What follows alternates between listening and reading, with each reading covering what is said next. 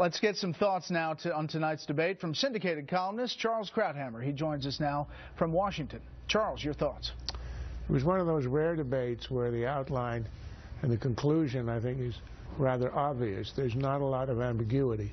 The winners were the three governors, for sure, the ones with the most, way behind, who had to gain. Particularly, I thought, Kasich. He made his cases perfectly pitched for New Hampshire, of the guy who can appeal to independents to reach across the aisle, who's a moderate, a bit like the Obama appeal of 2008. I thought he was the most effective. Bush had his best night, had a good night presenting his own case, but also he nailed Trump on the eminent domain. He took him on, number one. And second, I think he really landed a blow. Although, as always, he didn't quite have the knockout in the end. The third was of course, Christie with that electric moment. You know, the one was "There It Is," which reminded me of President Reagan when he ran against Carter. He had that electric moment in one debate where he said, "There you go again," and the presidency election was over right there.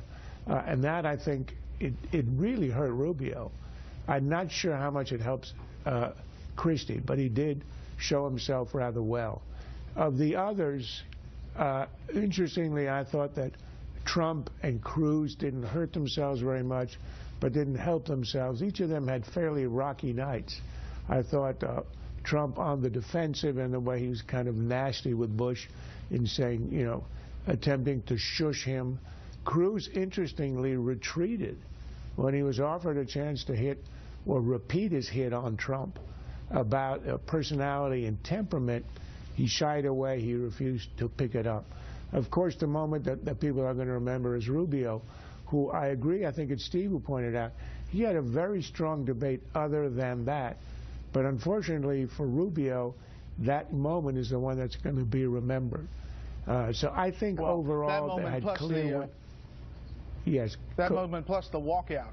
That was that will definitely be remembered at the top of the show. Yeah. I think. But finish your thought about Rubio. Will it hurt him so much here that it affects Tuesday significantly? I think it will.